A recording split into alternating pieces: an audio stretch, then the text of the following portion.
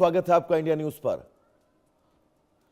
वंदे मातरम को लेकर सरकार जो विधेयक सदन में लाने वाली है, ये संयोग कहा जाए या फिर इन आंदोलनों के बीच आप ऐसे भी प्रयोग मानते हैं? अजीत जी, देखिए, राजनीति इसी को कहते हैं।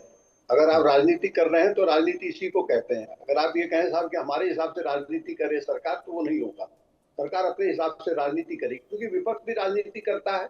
विपक्ष भी असल मुद्दों से उठा नहीं पा रहा है। असल मुद्दों से विपक्ष का भी ध्यान भटका हुआ है। कहीं ना कहीं विपक्ष इस समय एक ऐसे संकट के दौर से गुजर रहा है, मुझे याद नहीं पड़ता इतना बुरा दौर विपक्ष का कभी आया होगा। और जो भी आज के दिन हालात बने हैं वो बहुत ही खतरनाक और चिंताजनक है विपक्ष के लिहाज से।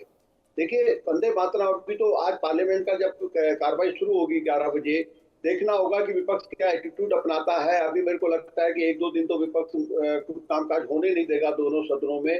तमाम मुद्दे हैं। इस बीच जो राजनीति हो रही है पेपर लीक के इशूज को लेकर, जंतर मंतर पर धरना चल रहा है, किसानों ने एक आंदोलन की घोषणा करी हुई है। तो मतलब एक विपक्ष थोड़ा, लेकिन इसमें क्या हो रहा है कि विपक्ष बंटा हुआ है। विपक्ष को समझ में नहीं आ रहा। विपक्ष का जो नेतृत्व कांग्रेस पार्टी कर रही है वो समझ नहीं पा रही है कि उनको किस तरह की राजनीति करनी है। इस समय जो एक इंडिया गठबंधन बना था 2022-23 में, ये सोचकर कि हम इस सरकार को रोकेंगे, सरकार को आगे नहीं बढ़ने देंगे। 18वीं लोकसभा के गठन के बाद उन्होंने जिस तरह का व्यवहार करा इंडिया गठबंधन ने कांग्रेस के नेतृत्व में, मतलब ऐसा लग रहा था कि विपक्ष विरोध के लिए विरोध की नीति अपनाए थे। और उसका नतीजा यह है कि प्रधानमंत्री मोदी ने जिस तरीके से राजनीतिक बिसात बिछाई और विपक्ष को कहीं ना कहीं पूरी तरीके से छिन्न भिन्न कर दिया पिछले 2-2.5 साल में। 2 साल से ज्यादा होने जा रहे हैं सरकार को बने हुए। इन 2 साल में विपक्ष को छिन्न भिन्न कर दिया है इस समय प्रधानमंत्री मोदी की नीतियों ने, प्रधानमंत्री मोदी के फैसलों ने, और बीजेपी के लगातार हो रही राज्यों में जीत के चलते। और पश्चिम बंगाल की जीत के बाद विपक्ष जिस तरीके से बिखर गया है और पार्टियों में टूट हो रही है, वो एक ऐसा मुद्दा है जिसमें कि किसी को समझ में नहीं आ रहा है कि विपक्ष को की करना क्या है, क्या नहीं करना है, क्या चलेगा, क्या नहीं चलेगा। ये बड़ा एक चैलेंज हो गया है विपक्ष के पास। अब वंदे मातरम जो मुद्दा है, इसमें कोई शक नहीं है, बहुत सोच समझकर एक ये संशोधन विधेयक है। इसमें संशोधन में 2/3 बहुमत चाहिए दोनों सदनों में, उसका एक टेस्ट होगा।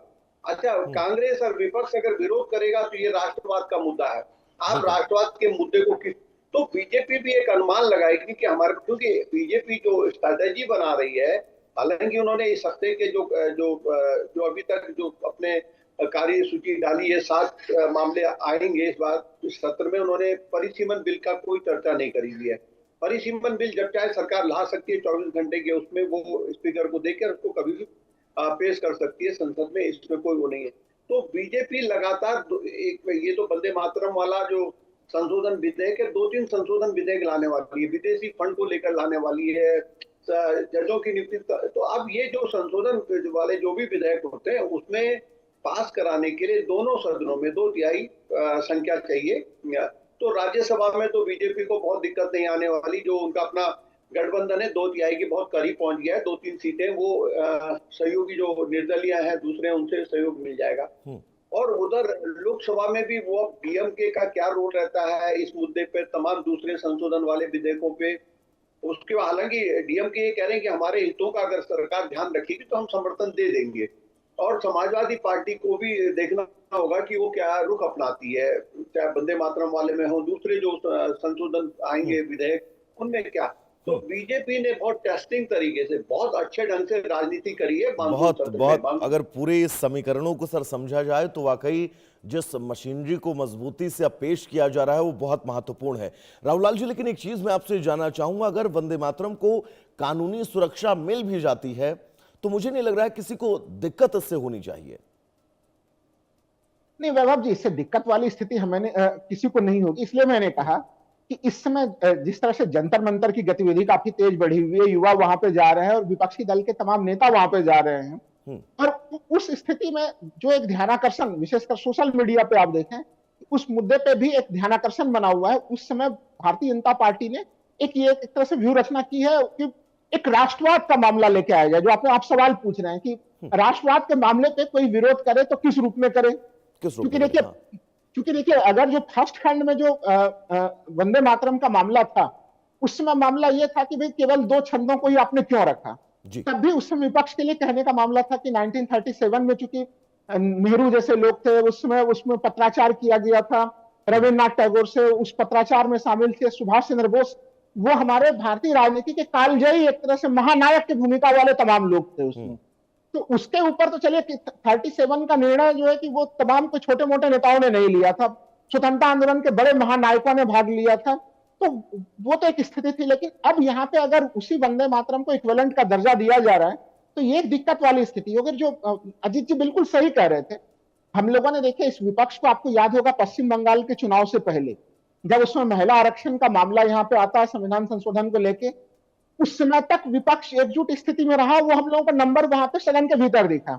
लेकिन जैसे ही पश्चिम बंगाल के चुनाव परिणाम सामने में आते हैं, हम लोग देख चुके हैं कि तृणमूल कांग्रेस किस प्रकार से टूट चुकी है, वहां से उसके बाद हम लोग उद्धव ठाकरे की पार्टी में किस प्रकार से विभाजन हुई है, उधर शरद पवार जो है कि उनके भूमिका किस प्रकार से बदलती हुई नजर आई है, सुप्रिया सुले जो है कि वो कितना सॉफ्ट कॉर्नर रख रही है सत्तारूढ़ पार्टी के लिए। तो कई तरह के समीकरण जो है वो हम लोगों को बदलते हुए दिखे हैं। अब देखिए, जो एक महत्वपूर्ण चीज है, क्योंकि देखिए अभी भी सरकार का मुख्य ध्यानाकर्षण जरूर जो है कि सरकार ने घोषणा नहीं की है परिसीमन को लेके, तो अब डीएमके की क्या स्थिति होगी, क्योंकि वहां पे जो इंडिया अलायंस ने जिस प्रकार से अचानक से जो है कि विजयन आते हैं वहां पे और उनको समर्थन देके वो उसको शामिल होते हैं, तो एक बड़ा जो इंडिया अलायंस का घटक दल था डीएमके, वो नाराज भी होता है, वो इंडिया अलायंस से बाहर भी होता है डीएमके। तो वंदे मातरम सरीखे मामलों पर उनका समर्थन भारतीय जनता पार्टी प्राप्त करने का प्रयास करेगी, लेकिन डीएमके जो कि हम लोगों को दिखा उस समय कि परिसीमन के मामले पे उन्होंने दक्षिण भारतीय राज्यों का उसमें नेतृत्व किया था, काफी तीखा विरोध किया था।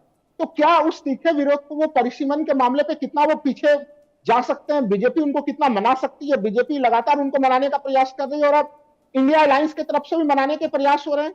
तो ये बहुत तरह की घटनाएं जो है वो चल रही है और मैं सहमत हूं इस बात से अजीत जी से कि भारतीय जनता पार्टी और जो वर्तमान सरकार है वो कहीं कहीं एक कहते हैं कि टेस्ट लगातार करते रहना मामलों को लेके कि इन बिलों पे हम कितना समर्थन जुटा सकते हैं, आगे आने वाले बिलों में हमारे साथ कितने सारे लोग और जुड़ेंगे। तो वो एक टेस्ट करने वाली स्थिति के तालाब में पत्थर फेंक के देखा जा रहा है कि उधर से प्रतिक्रिया क्या आने वाली दिखती है वैभव जी। तो ये पूरा मामला, और इसलिए यहाँ पे जो टेस्टिंग वाला पत्थर रखा गया है वो पूर्णतः राष्ट्रवाद का मामला है, जिसमें किसी के लिए विरोध करना एक मुश्किल वाला मामला है इस जगह पे।